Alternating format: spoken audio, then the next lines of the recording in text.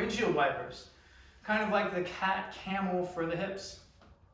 We want this to be very mellow. We don't want this to be a high exertion activity where you're like reaching with the knees. This is really just letting gravity do some work for you.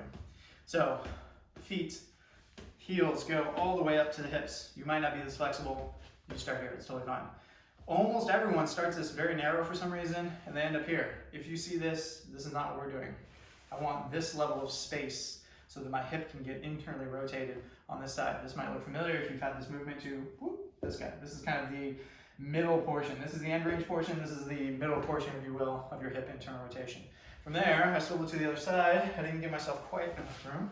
I swivel to the other side, and I'm trying to keep my hands and heels in place so that my hips are doing all the movement. As opposed to if I get to here and I'm kind of shimmying around a little bit and I shimmy around a little bit, right? My hips are kind of hiding from that stimulus. So I get set up in this very methodical way every time I do these.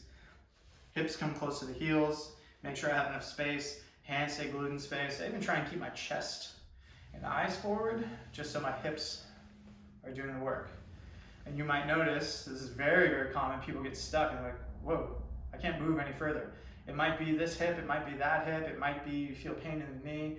Whatever it is, you're very slowly, let's say you're starting out here, you're very slowly starting to inch your way down until you get to a place where you go, oh look, there it is.